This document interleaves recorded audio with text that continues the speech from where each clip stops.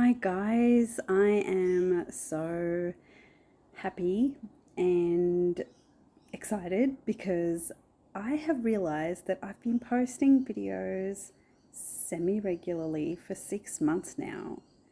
I can't believe that I'm actually doing this. If you know anything about ADHD, you will know that that is a tad of a challenge. But I do have to say, I have stuck at some things. Like, come on, I've been homeschooling my child for like 8 years. So, and I've been married for 23 years. And my dog is still alive and she is now 12 years old. So, there's things I stick to. Just don't give me plants or flowers, although I do like dried flowers, so there's that. And don't give me hanging out with a bunch of people. I will go and find a quiet spot somewhere. Sorry, not sorry. Okay, so I am celebrating today. Okay, I'm celebrating, in the way I do these celebration type of videos is a tad different. I drop whatever topic I am talking about. At the moment, it's ADHD, and life with ADHD. Before I forget, thank you. I currently have 47 subscribers. Thank you. If you're one of them, praise be to you and thank you. Like, it's just so encouraging when I see that number of subscribers increase, and it just lets me know that whatever I have said at some point may have pulled on a heartstring or touched you or inspired you or encouraged you in some way, and that's all I want. That's all I want. Because if I can't do that, then to me there's like no point in doing anything. Okay, so so thank you again. If you have been watching some of my videos, I do see non-subscribers in my stats showing up a lot. So if you happen to come across my videos and you've enjoyed a few of them or you've gained something from them, please join me. Just like and subscribe and just come along for the ride.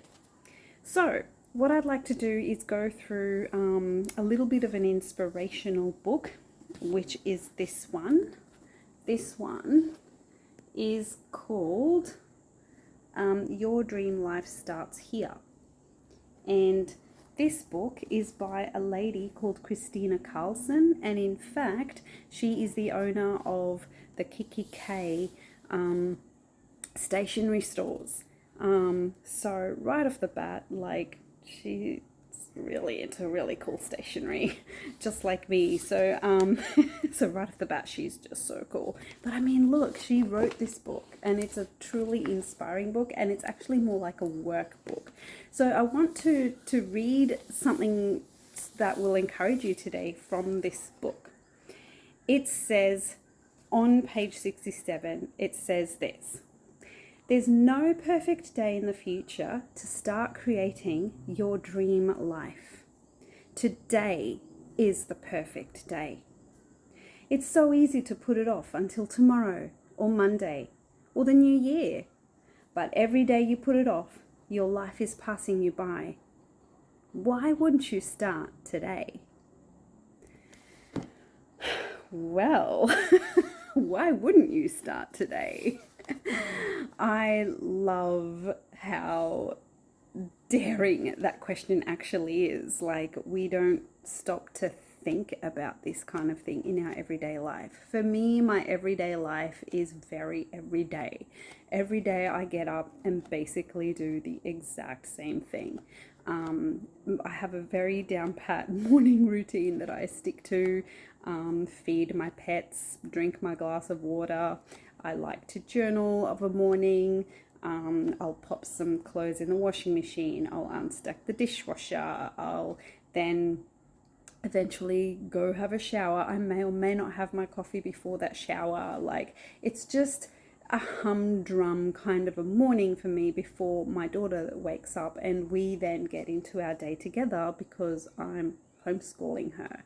And our homeschool days are pretty much, if unless we're heading out, it's pretty much, okay, what are the plans for today? Let's sit down in the schoolroom and see what work we need to get through, and I'll our school day looks pretty the same most days, unless I'm driving her around to her activities a couple of days at the moment per week. It changes every school term, depending what I've signed her up for.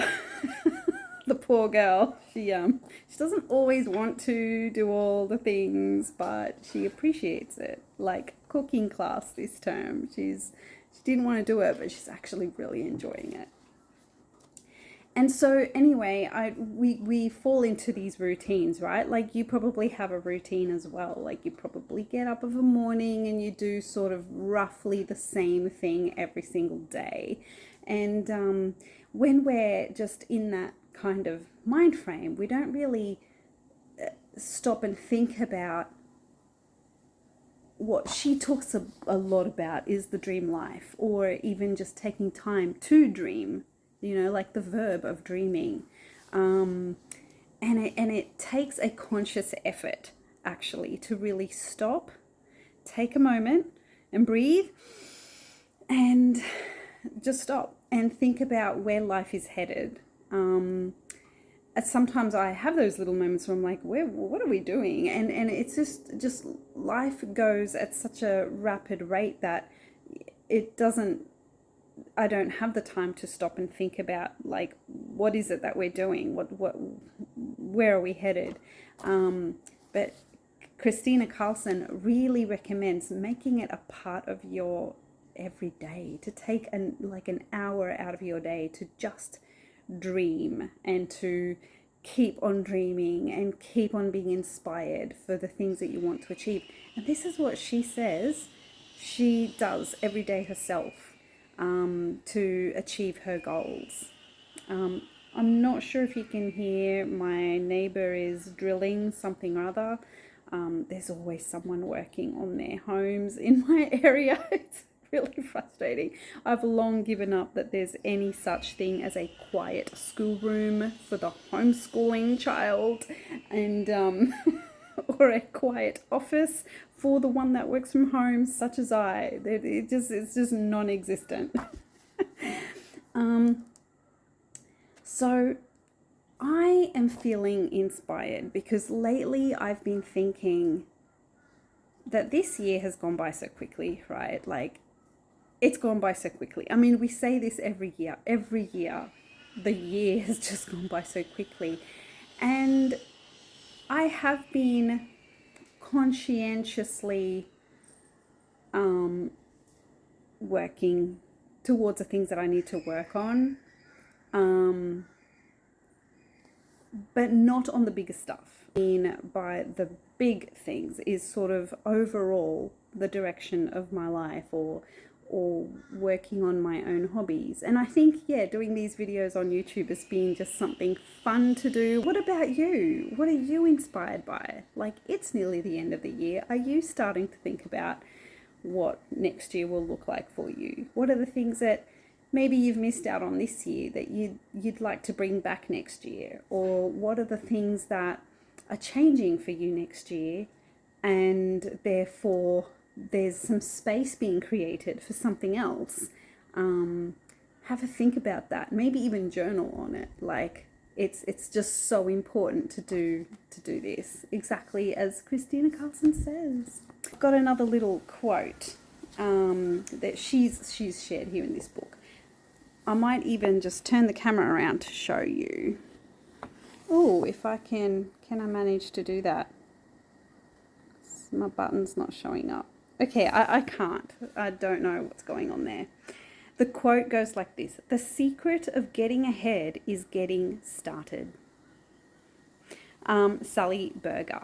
The secret of getting ahead is getting started. It is so simple, so simple. How do we just not compute that. The secret of getting ahead is getting started. There have been so many projects in my life that I have had in my mind, and I still do. Like, I have so many little projects that I would love all the time in the world to be able to work on, but I never get around to it because they're just little hobbies, and they're just little projects that aren't going to help anyone but me, really, at the end of the day. It's things like organizing our photos, or things like organizing the songs that I wrote for many years. If you see, you'll see videos on my channel of me just singing. They're all songs that I've written that I wrote in my youth. I need to organize them and things like that. But if I would just get started, who knows what those little projects might have turned into by now had I just ever gotten started. I've also written books, just novels, and just never done anything with them. So that quote is a really good one to take with us. Think of someone you know who steers their journey through life from the driver's seat. What do you admire most about them? What could you learn from them and use in creating your own dream life? Ooh, that's a good one. That's a good one. Okay, because I think we all have that person. We all have that person in our life.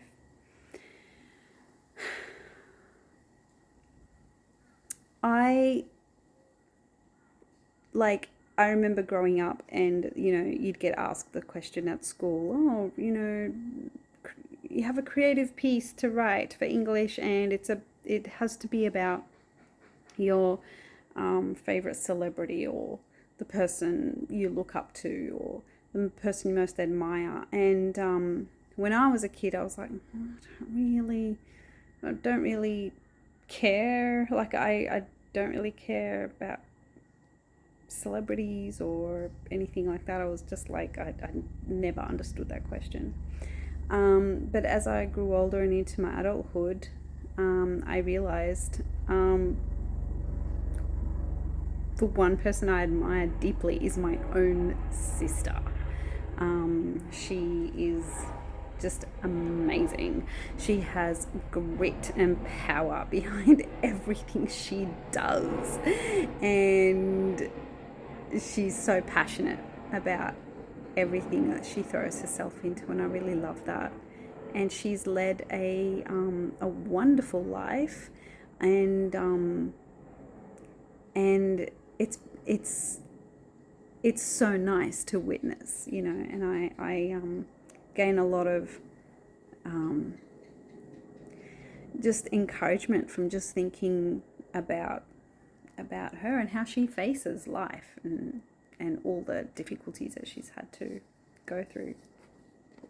All right, so stop the video and journal on that question. Okay, so we're back. Question number 2. Here goes. Question number 2 says, what are 3 key things that have happened in the last few years that have led you to where you are today? Oh gosh.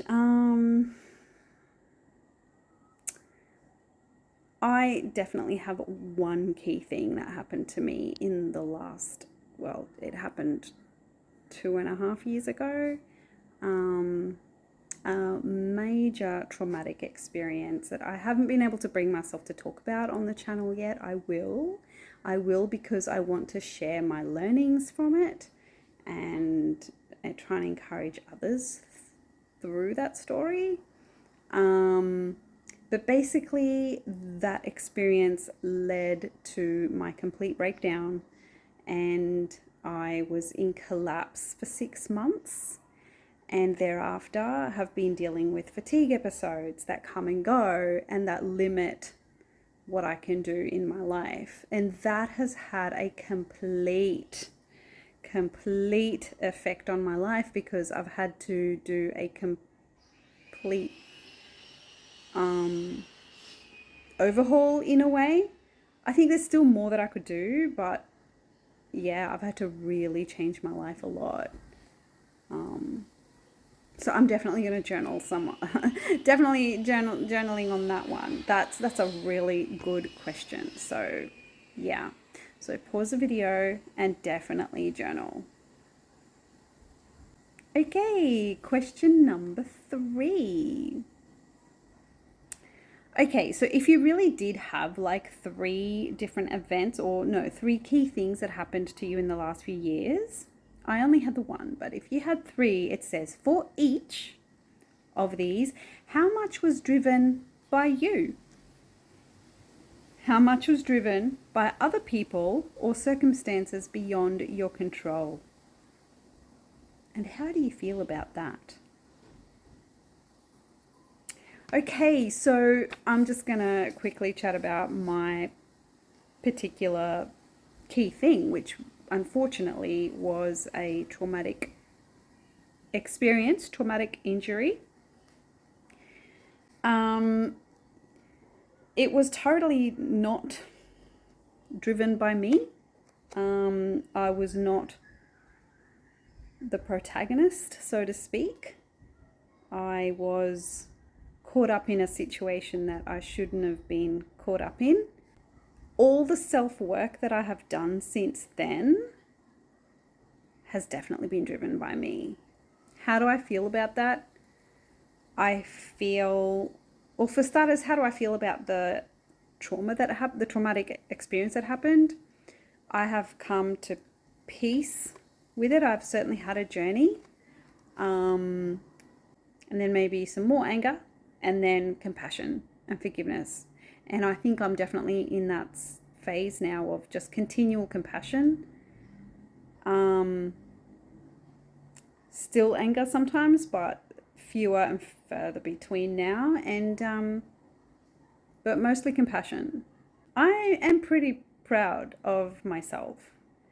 I think for so long I was just like a mouse trapped in a wheel, in one of those little wheels that they run on. I was like that, and I really, really felt that way at the time. But I didn't know how to jump off. I literally did not know how to jump off. And then life stopped the wheel and I fell off. And had to get myself back up. Go this analogy. But I feel really proud of myself for having opened my mind to change and to a new way of seeing things. And I feel that I appreciate life so much more in so many different ways since then. So yeah. All right, so I'm going to leave you with those 3 questions, okay? Enjoy your journaling. Thank you for being here with me thus far, and I look forward to sharing more with you.